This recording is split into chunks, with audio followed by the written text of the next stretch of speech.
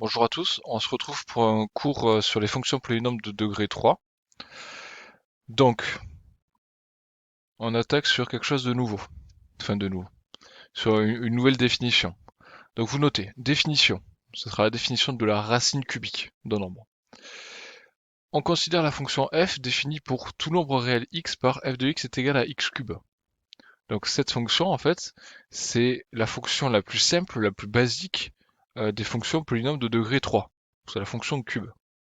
Pour tout réel e, l'équation f de x est égale à e, c'est-à-dire x au cube est égal à e, admet une unique solution.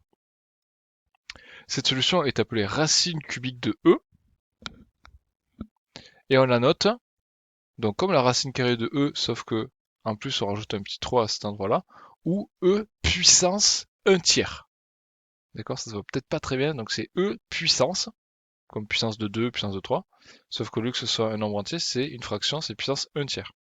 Graphiquement, C de f coupe une et une seule fois la droite d'équation y égale e.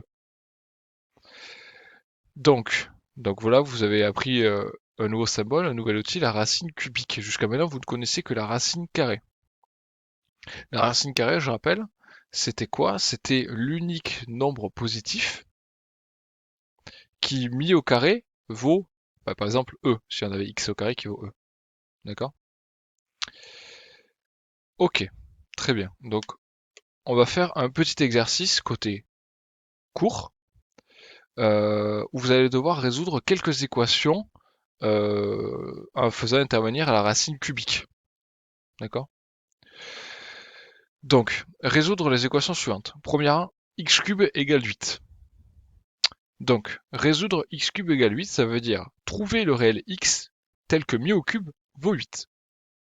C'est-à-dire trouver x tel que x fois x vaut 8. Par définition, vous savez qu'il n'existe qu'une seule solution. D'accord? Donc déjà, vous embêtez pas à en trouver plusieurs, ou à en trouver 0. Il y en existe une, forcément. Donc est-ce que vous connaissez un nombre qui multiplie par lui-même puis remultiplie par lui-même donne 8? Faites un test. Essayez avec 0, avec 1, avec 2, avec 3, et vous allez finir par trouver tout seul sans utiliser la calculatrice. D'accord? Alors, normalement, si vous allez chercher un petit peu, vous allez trouver que 2 est l'unique et la bonne solution. 2 au cube égale 8. 2 fois 2, 4, fois 2, 8. Donc c'est bon. Ensuite, petit 2. X cube égale moins 27. Alors, est-ce que vous connaissez un nombre qui met au cube vaut moins 27? Donc déjà là, c'est un peu plus dur, entre guillemets, parce que il y a un moins, donc ça va vous embêter. Donc je vous donne un petit indice. Déjà, comme il y a un moins 27 là, ça veut dire que le nombre que vous allez chercher, il va falloir qu'il soit négatif. D'accord? Donc je vous demande de faire pareil. Essayez, faites des tests. Essayez avec moins 1, parce que moins 1, fait moins 1 fois moins 1, combien ça fait? Essayez avec moins 2, moins 3, moins 4, moins 5. Et vous allez finir par trouver la racine cubique de moins 27. Donc si vous avez suffisamment de fois essayé, vous allez vous rendre compte qu'au moins 3 est la solution. Vous faites moins 3 fois moins 3, ça fait 9. Et 9 fois moins 3, ça fait moins 27. D'accord? Pareil, petit 3, x cube égale moins 2. Faites un test. Essayez avec 0, 1, 2, peut-être 1,5, 1,6, 1,3, 1,2 et testez. Donc là, si vous essayez suffisamment longtemps, vous allez vous rendre compte que pour le coup, vous n'allez pas trouver la racine cubique exacte. En tout cas, vous n'allez pas trouver de nombre décimal qui, mis au cube, va valoir moins 2. Et là, d'où tout l'intérêt de la notation qu'on a introduite précédemment. Racine cubique de e. De la même manière que la racine carrée de 2, on ne peut pas la calculer sous forme de nombre décimal. D'accord? Ça vaut 1,41, etc. jusqu'à l'infini. Ce n'est pas un nombre décimal, ce n'est pas un nombre rationnel, c'est un nombre irrationnel. Et c'était pour ça qu'on avait besoin à l'époque du symbole racine carrée. D'accord? Racine carrée de 2, c'est quoi? C'est racine carrée de 2. Ici, c'est pareil. Racine cubique de moins 2, c'est quoi? C'est racine cubique de moins 2. C'est tout. Si on vous demande la solution exacte, ça va être ça. Vous ne donnez pas de valeur approchée. Donc je note un peu quand même, vous voyez, là il y a les solutions. Donc la solution de x cube égale moins 2, c'est racine cubique de moins 2, racine cubique de moins 2, et en fait c'est la même chose que dire moins racine cubique de 2. Racine cubique de moins 2 et moins racine cubique de 2, c'est pareil. Essayez à la calculatrice, notez-le, vous allez avoir une valeur approchée, mais vous allez avoir deux valeurs approchées identiques. Ok. La dernière, un peu plus compliquée, donc je me suis amusé un petit peu pour pas faire qu'une application directe. X plus 2 entre parenthèses au cube, moins 10 égale 115. Bon. Comment est-ce que vous allez résoudre ça? Vous n'allez pas pouvoir utiliser ce qu'on a fait précédemment immédiatement. Il va falloir travailler un petit peu cette équation. La première chose qu'il va falloir faire, c'est isoler. Enfin, il va falloir, de toute façon, résoudre, c'est-à-dire quoi? Ça veut dire isoler x. Mais avant d'isoler x, on va isoler x plus 2 au cube. Alors comment faire? Il faut virer le moins 10 là. Comment on enlève ce moins 10? Enlever ce moins 10, c'est pas compliqué, il suffit d'ajouter au membre de gauche au membre de droite 10. On fait plus 10. En faisant plus 10 à gauche et plus 10 à droite, on va se retrouver avec x plus 2 au cube est égal à 125. D'accord? Maintenant, vous allez pouvoir utiliser la propriété. Mais au lieu d'utiliser la propriété sur un x cube, vous allez utiliser la propriété sur x plus 2, entre parenthèses, au cube. C'est-à-dire, vous allez essayer de déterminer l'unique valeur x plus 2 qui, mis au cube, vaut 125. En fait, ça revient simplement à trouver la racine cubique de 125. Donc là, ça va tomber juste. Donc je vous demande de tester. Essayez avec un nombre, par exemple, 4, 3, 5, 6. Prenez ces nombres-là, mettez-les au cube et voyez si vous tombez à un moment sur 125. Si vous essayez pour de vrai, vous allez vous rendre compte que la racine cubique de 125, c'est en fait 5. 5 fois 5, ça fait 25. 25 fois 5, ça fait 125. Donc, x plus 2 est égal à 5. Et là, vous vous retrouvez avec une simple équation du premier degré et vous obtenez x égale 3. D'accord? Donc, là, qu'est-ce qui est important? Ce qui est important, c'est de connaître ce symbole, l'avoir déjà vu. Racine cubique de nombre. C'est l'unique nombre qui, mis au cube, va donner E là. D'accord? Être capable de résoudre au moins les questions 1, 2, 3 sans difficulté. Et savoir faire le 4, c'est bien aussi. D'accord? Alors, on va changer de partie. Ça va être la partie la plus importante sur les fonctions polynômes de degré 3. On va étudier ici, comme on l'a fait pour les fonctions polynômes de degré 2, les fonctions polynômes de degré 3 factorisables. Donc vous notez, petit 3, fonction polynôme de la forme x associe à facteur de x moins x1, facteur de x moins x2, facteur de x moins x3. Donc là, ça vous dit quelque chose normalement. Vous vous rendez compte que ça ressemble effectivement aux fonctions factorisables de degré 2. Sauf que cette fois-ci, au lieu de s'arrêter juste ici, il y a un facteur supplémentaire, x facteur de, facteur de x moins x3. D'accord? Donc c'est pareil, mais avec un facteur supplémentaire. x1 et x2, à l'époque, on avait dit que c'était des racines, mais maintenant, ça va être pareil. x1, x2 et x3 seront aussi des racines. Ok, donc vous notez, on considère la fonction f définie pour tout nombre réel x par f de x est égal à a facteur de x moins x1, x moins x2, x moins x3, où a est un nombre réel non nul, x1, x2, x3 des nombres réels.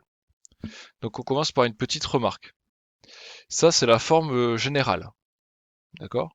Mais on a des cas particuliers où en fait on pourra simplifier un petit peu la forme. Donc premier cas, si on a une égalité entre deux racines, par exemple entre x1 et x2, dans ce cas-là, on va pouvoir simplifier l'expression de la fonction en notant simplement f de x est égal à a, facteur de x moins x1 au carré, facteur de x moins x3.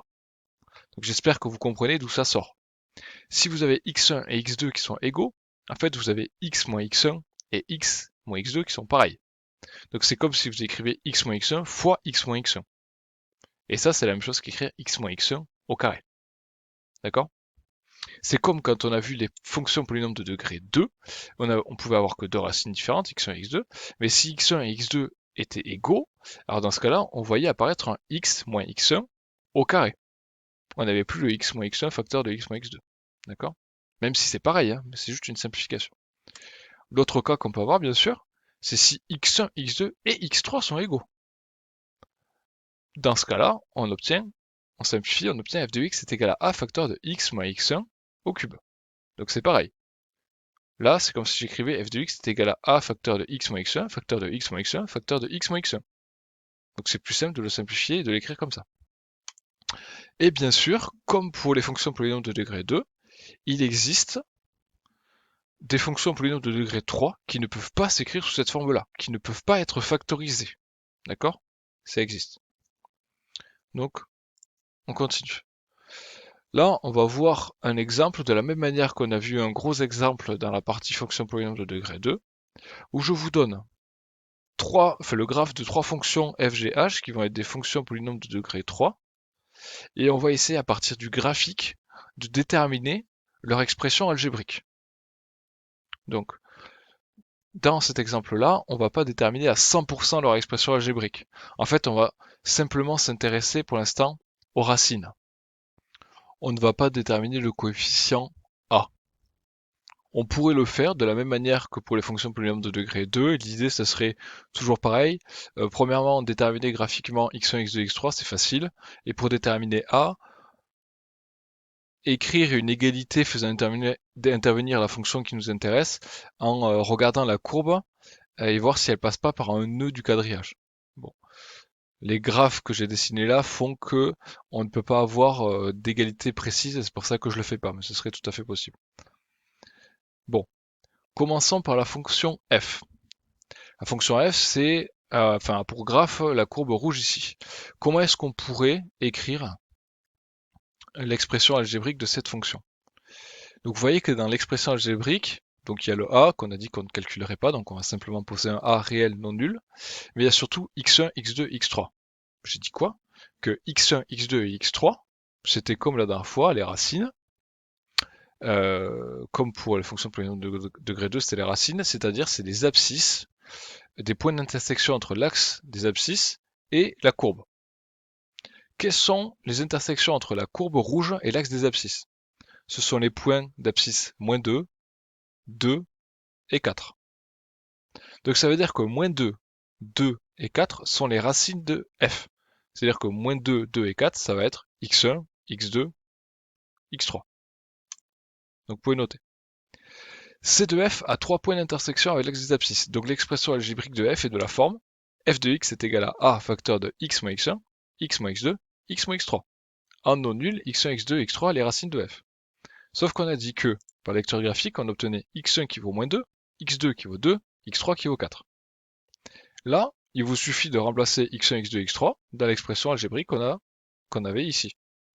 Donc on obtient f de x qui est égal à a facteur de x moins 2, facteur de x moins 2, facteur de x moins 4. On simplifie, ça donne f de x est égal à a facteur de x plus 2, facteur de x moins 2, facteur de x moins 4. Avec a différent de 0. Donc là où il faut faire attention, c'est le moins 2 qui se transforme en plus 2 là. D'accord? Pour l'autre. La représentation de la fonction g. Donc c'est la courbe noire ici. Cette courbe noire, on remarque qu'elle a deux points d'intersection avec l'axe des abscisses. C'est le point d'abscisse moins 4 et le point d'abscisse 0. D'accord? Donc il n'y a que deux racines. Donc on va se retrouver avec une expression qui va ressembler à ça. g de x est égal à a facteur de x moins x1 au carré, facteur de x moins x2. Donc, on a bien x moins x1 au carré, car on va avoir une racine qui va être double. D'accord? Comme on n'a que deux racines, on va se retrouver avec une racine double et une racine simple. Comment on fait pour déterminer la racine double? Quelle est la racine double et quelle est la racine simple? Vous voyez, je sais pas. Je sais que les racines, ça va être moins 4 et 0, mais laquelle est double, laquelle est simple? Donc ça, on l'a pas vu, donc c'est maintenant que je vais vous dire comment ça se voit graphiquement. En fait, la racine double, graphiquement, ça va être l'endroit où vous avez une sorte de sommet local, si vous voulez, à votre fonction. Vous voyez, la courbe G là, elle a une sorte de sommet en moins 4. voyez qu'après, elle va croître encore plus haut que moins 4. Mais localement, c'est-à-dire si on regarde juste dans ce coin-là, on a un sommet. Donc ça veut dire que moins 4 va être la racine double. Et donc 0 va être la racine simple. Donc on a moins 4 qui va valoir x1 et 0 qui va valoir x2. D'accord? Donc du coup, vous obtenez f de x qui vaut a facteur de x moins moins 4 au carré facteur de x moins 0, c'est-à-dire f de x est égal à ax facteur de x plus 4 au carré. D'accord? Et maintenant, la dernière. Donc on termine cet exemple avec la fonction h. Donc la fonction h est représentée ici par la courbe verte. On remarque que cette courbe verte a un unique point d'intersection avec l'axe des abscisses, c'est le point d'abscisse 8. Donc cette fonction n'a qu'une seule racine, et donc là on n'a pas le choix. La fonction va être de la forme h de x est égal à a facteur de x moins x1 au cube, où x1 sera l'unique racine, c'est-à-dire 8, et donc h de x va être égal à a facteur de x moins 8 au cube. D'accord? Donc je répète que dans ces trois exemples, le a, il pourrait être facilement déterminé si on avait une égalité facile à trouver là. D'accord, facilement lisible. Ce qui n'est pas le cas. Vous voyez, pour la fonction g, on n'a aucun endroit où la courbe noire intersecte un nœud du quadrillage, autre que les racines. Pour la fonction f, c'est pareil. Pour la fonction h, par contre, vous voyez qu'il y a un point ici, c'est-à-dire qu'on a h de 6 qui vaut moins 8, donc on pourrait déterminer a. Je ne vais pas le faire ici, mais vous pourriez essayer de le faire pour vous entraîner. On a h de 6 qui est égal à moins 8. Donc écrivez h de 6 égale moins 8. Remplacez h de 6 en utilisant cette expression-là, et vous allez vous retrouver avec une équation avec une inconnue a, et vous allez pouvoir déterminer a par équivalence en utilisant les racines cubiques de précédemment. D'accord? Donc, petite définition, mais en fait je vous l'ai déjà dit à l'oral, x1, x2 et x cube, ici on les appelle les racines. Et c'est aussi les solutions de l'équation f de x égale 0. C'est exactement pareil que pour les fonctions polynômes de degré 3. Donc pour la prochaine fois, vous allez avoir plusieurs exercices autour des fonctions polynômes de degré 3 qui peuvent s'écrire de manière factorisée. Vous allez devoir faire de la lecture graphique, trouver des racines graphiquement, trouver des racines à partir de l'expression algébrique, etc., etc. Donc c'est plein d'exercices qui sont pas très longs, mais qui sont très importants que vous fassiez, que vous sachiez faire. Donc travaillez bien, bon courage. Si vous avez des questions, n'hésitez pas, envoyez-moi un message et à la prochaine fois.